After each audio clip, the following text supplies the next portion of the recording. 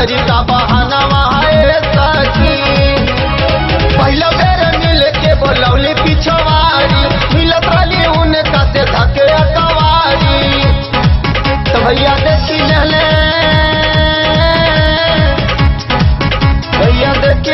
मिलत उनके संगवा त फोन कैले थानावा सखी।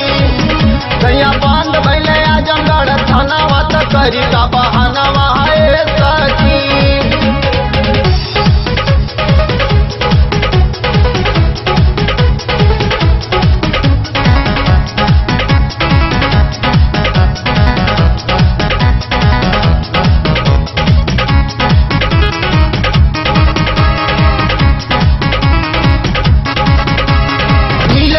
भैया अकेली हले पकड़ हो, घरे लेके आइया जहला रस्सी में जकड़ हो।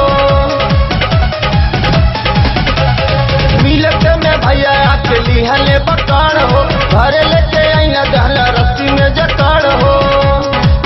तमाफी मंगलो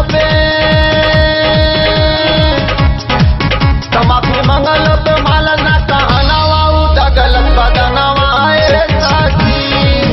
कहिया बंद भैले आजमगढ़ थानावा त करी का बहानवा है सखी।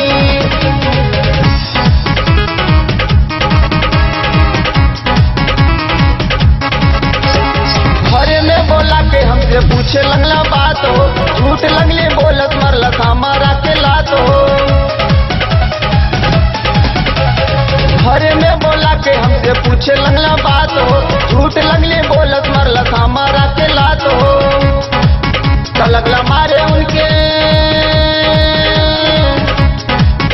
लगला मारे उनके कहे ले जनावा त हमारे समानवा है सखी। सैया बंद भैले आजमगढ़ थानावा त करी का बहाना